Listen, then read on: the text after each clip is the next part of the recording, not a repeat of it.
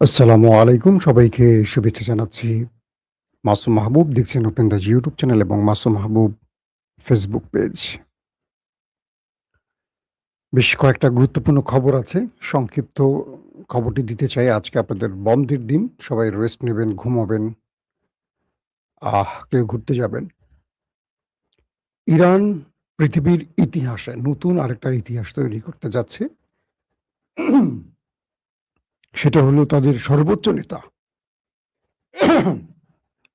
Ayatollah Ali খামেনির জানাজা অনুষ্ঠান। Iran ২ থেকে ২.৫ কোটি মানুষের সমাগম দেখতে যাচ্ছে বা ইরানে ঘটতে যাচ্ছে, যেটা পুরো পৃথিবী দেখতে যাচ্ছে। এটা গ্রিনস ওয়ার্ল্ড বুকে নাম লেখাতে পারে এমন কথা শোনা যাচ্ছে। এর আগে এই ইতিহাসটা ইরান নিজে তৈরি করেছিল। ১৯৮৯ ৬ জুন ইরানের সর্বোচ্চ নেতা আয়াতুল্লাহ রুহুল্লাহ খামেনি তার জানাজা অনুষ্ঠানে ১ কোটি মানুষ উপস্থিত হয়েছিল এবং সেই সময় সেই জানাজা অনুষ্ঠান মানুষ যে উপচে পড়া মানুষের চাপ তৈরি হয়েছিল, সেখানে ৮ জন প্রাণ হারিয়েছিল। ১১,০০০ আহত হয়েছিল এবং মানুষের চাপ মোকাবেলা করতে না পেরে নিরাপত্তা বাহিনী আইআরজিসি সে অনুষ্ঠান একদিনের জন্য পিছিয়েও দিয়েছিল। মানুষ শুধু এক নজর দেখার জন্য রুহুল্লাহ খামেনিকে এমনভাবে চাপ তৈরি করে, শেষ পর্যন্ত ৮ জন মানুষ মারা যায়। প্রায় ৩৩ সেলসিয়াস গরম ছিল সে সময় এবং ১১,০০০ মানুষ গুরুতর আহত হয়। এবার সেই ইরানে ১ কোটি নয়, প্রায় ২ থেকে ২.৫ কোটি মানুষ উপস্থিত হতে যাচ্ছে। ইতিমধ্যে পৃথিবীর অর্ধশত রাষ্ট্রের প্রতিনিধিরা ইরানে পৌঁছে গেছে। প্রায় ৯০টি দেশ থেকে মানুষ, ডেলিগেটরা উপস্থিত হবে। বলা হচ্ছে এই অনুষ্ঠানে আয়াতুল্লাহ আলী খামেনির ছেলে, বর্তমান সুপ্রিম লিডার মুস্তফা খামেনি প্রকাশ্যে উপস্থিত হবেন না। তার প্রধান কারণ হলো ইসরায়েল। ইসরায়েল কোনো অ্যাসাসিনেশন চালাতে পারে, মোসাদ বা সিআইএ কোনো একটা গুপ্ত হত্যা চালাতে পারে এই মানুষের ভিড়ের মধ্যে। কারণ ২ কোটি ২.৫ কোটি মানুষকে সামাল দেওয়ার মতো পৃথিবীর কোনো আইন শৃঙ্খলা বাহিনী নেই। এটা বলে লাভ নেই। তো এই অবস্থার মধ্যে আয়াতুল্লাহ আলী খামেনি বা হামাসের খুব গুরুত্বপূর্ণ লিডার কিংবা হিজবুল্লাহর কোনো গুরুত্বপূর্ণ লিডার নায়েম কাসেম হতে পারে, আবার খালেদ মিশেল হতে পারে, হাইয়া হতে পারে হামাসের, আবার এটা কি বলে হুতিদের সর্বোচ্চ নেতা, তিনি প্রকাশ্যে আসবেন না।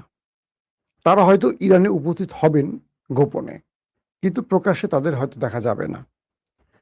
ইরানের গণমাধ্যমগুলো বলছে ইতিহাসের সবচেয়ে বড় নিরাপত্তার চাদর তারা তৈরি করছে, কিন্তু এত মানুষের ভিড় কন্ট্রোল করা সম্ভব হবে কিনা, যেহেতু আমি ১৯৮৯ সালের কথা বললাম আপনাদেরকে, প্রায় ১১,০০০ মানুষ আহত হয়েছিল, ৮ জন মারা গেছে।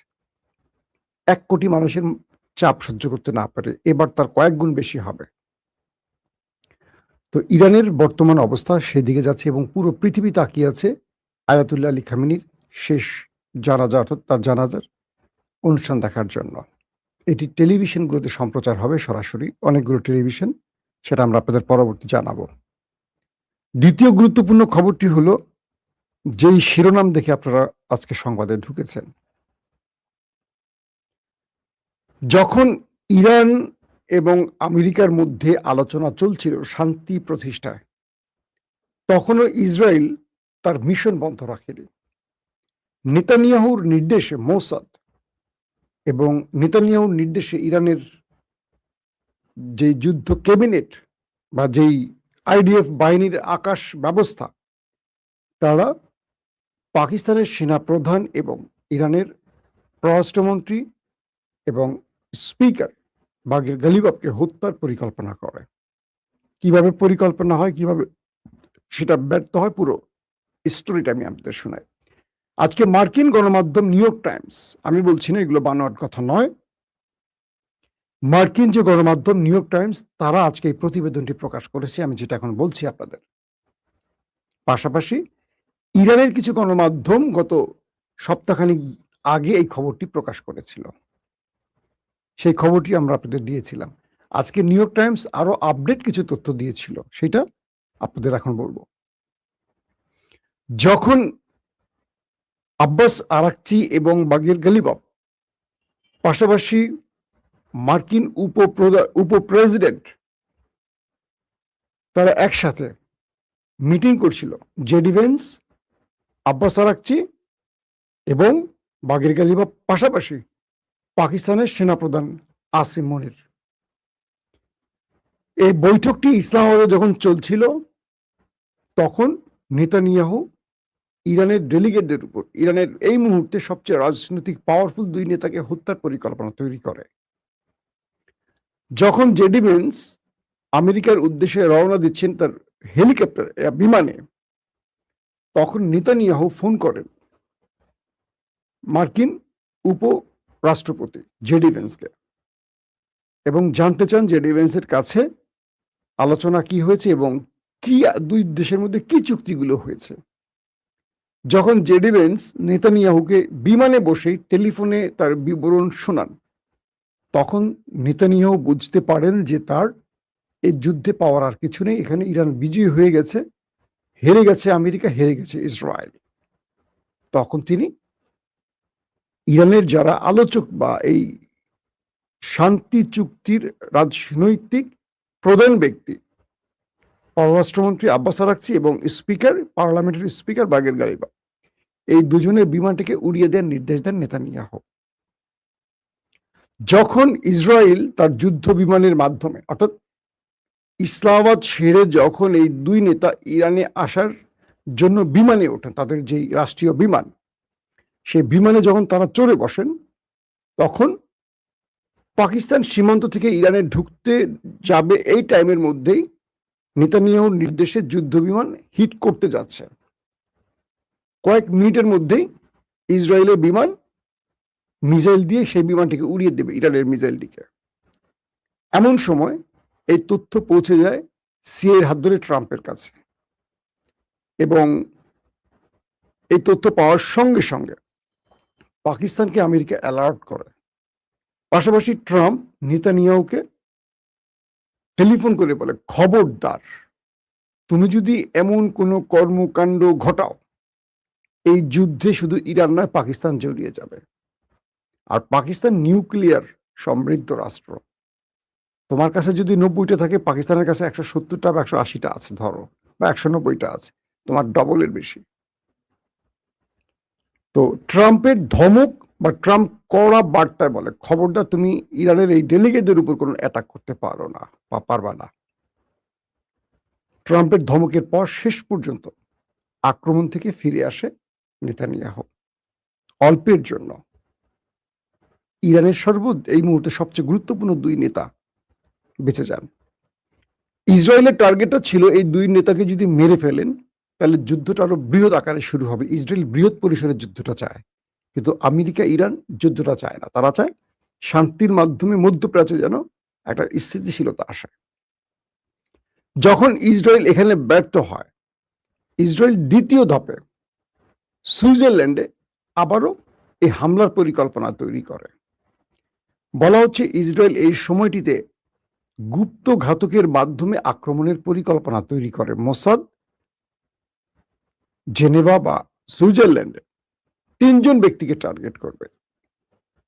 টার্গেট 1 আব্বাস আরাকচি, টার্গেট 2 বাগের গালিবাফ, টার্গেট 3 পাকিস্তানের ফিল্ড মার্শাল সেনাপ্রধান আসিম মনির।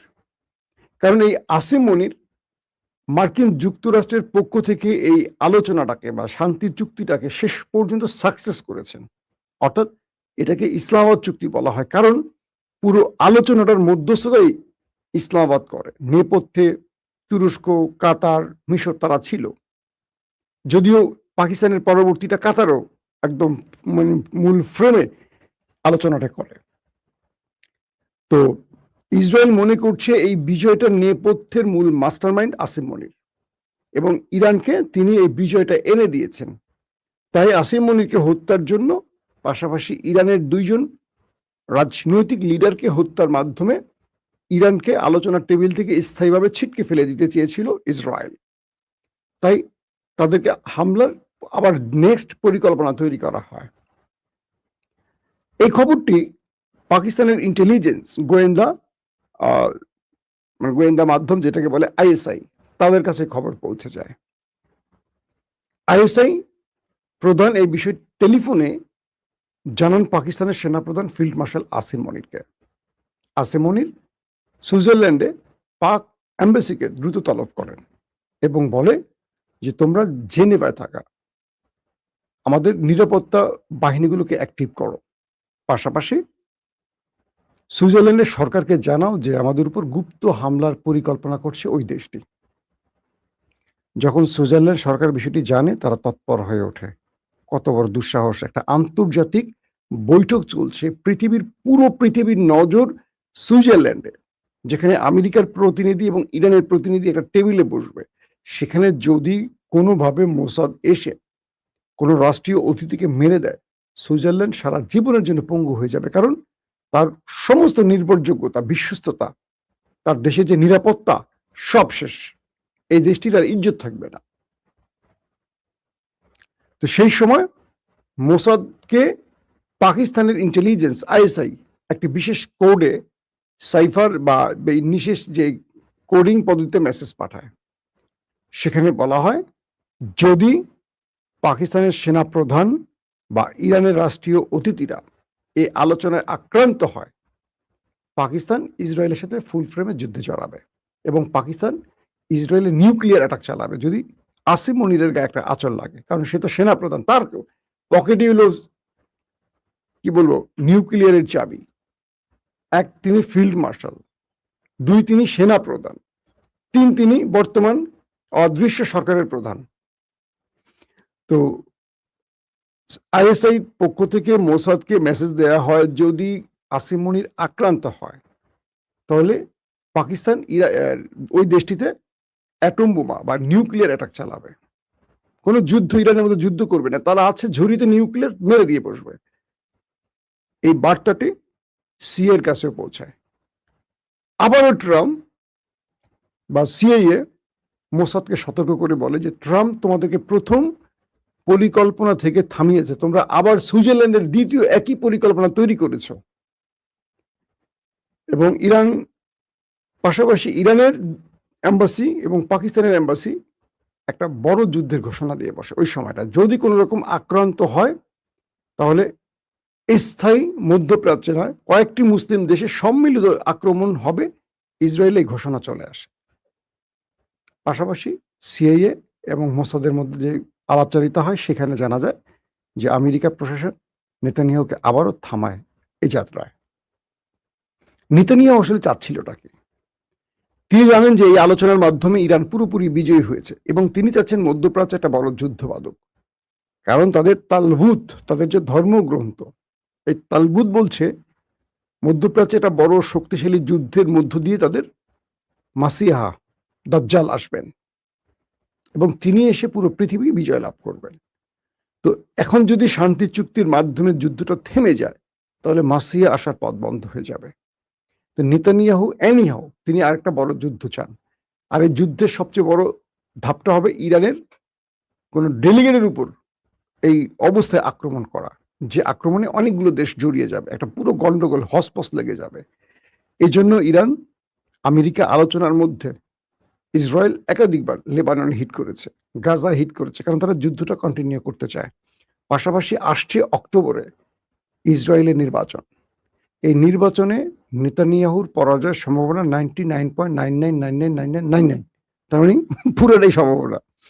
এখান থেকে ব্যাক করতে পারে অলৌকিক কিছু। এই অলৌকিক কিছুর জন্য তিনি একটা বড় আকারের যুদ্ধ চান। এটা হলো ডিটেল হিস্ট্রি আমি আপনাদের বললাম।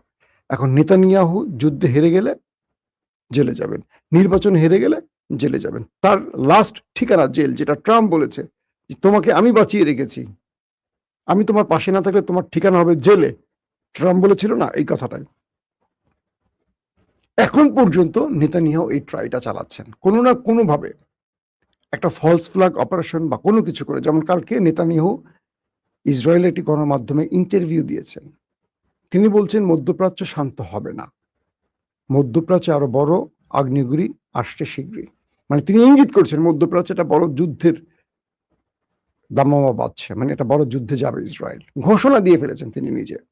এবং তিনি বলেছেন যে আমরা ইরানকে শেষ করে দিয়েছি এবং ইরানকে আমরা সোজা হয়ে দাঁড়াতে দেব না।